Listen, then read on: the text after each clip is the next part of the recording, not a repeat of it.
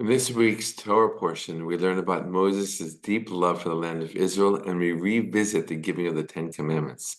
Shalom, my friends. This is Akiva Gersh with Israel in 5, where we give you everything Israel in 5 minutes. Please like and subscribe.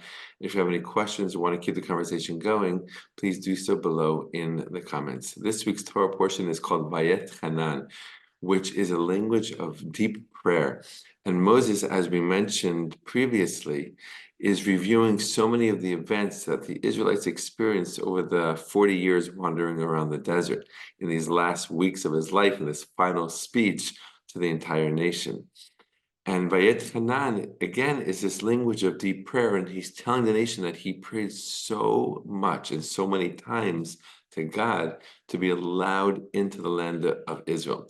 We know that because of Moses's mistake, sin, with hitting the rock instead of speaking to the rock to get the water to come out of the rock for the nation to drink, he was punished by not being allowed into the land of Israel. Now, that seems like a very severe punishment.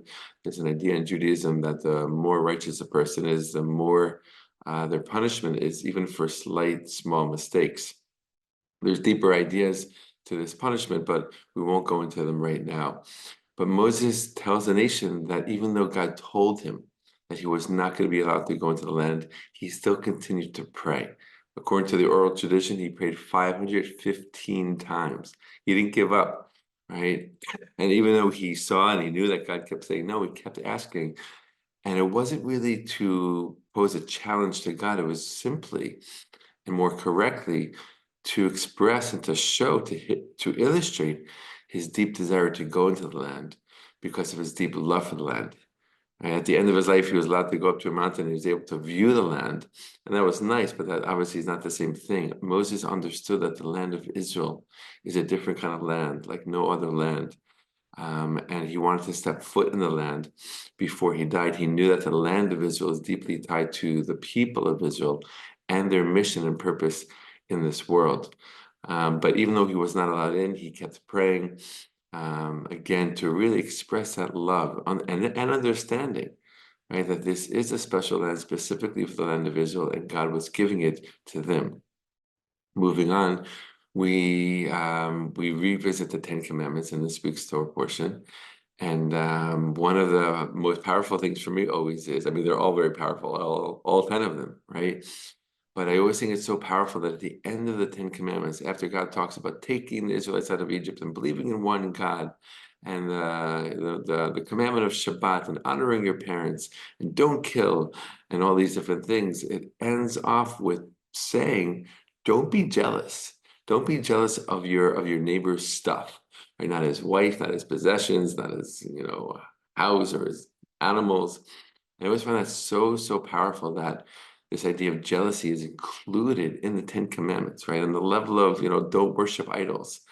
And really, it is tied in. I mean, even with worshiping idols, there's a deep comparison. What is worshiping idols? It's recognizing or expressing the belief that there's more than one God, that not everything comes from God. Right? It's this belief that how can everything in this world come from one God? It's got to be different gods, right? That's the idea of idol worship, that there's a God for this and there's a God for that. And jealousy is very similar, right? Jealousy is like, why does that person have that? I should have it, right? And you get jealous at a person, right? It might look like, oh, I want that too.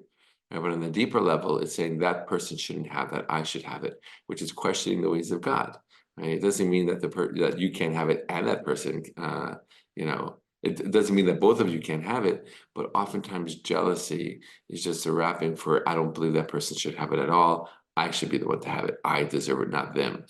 And that really is kind of questioning the way, God runs the world, which is very similar to idol worship.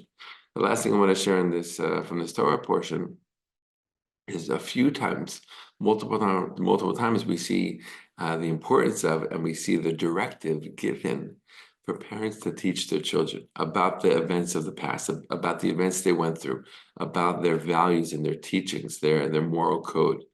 And over again through this Torah portion, we see teach your children, teach your children, teach your children. Right? And we know that's the only way to keep the good teachings alive, right? Is to teach our children, to pass them on, and to make sure that these traditions and these morals and these values that we receive from previous generations are being passed down to the ones that come after us, right? It doesn't happen automatically. It only happens because we're active and we take action, and we actively share these teachings with our kids with the hope that they'll do it with their kids, and so on. Right? We know all it takes is one broken chain, one broken link, right? One missing link in a chain in order for that chain of events to completely stop. So it's a heavy responsibility for sure, but it's also a beautiful thing to be part of this chain of tradition, to receive and to pass on, to make sure these important teachings for the world of morality and of ethics and of values are passed down to the next generation, to our children. All the best and be well.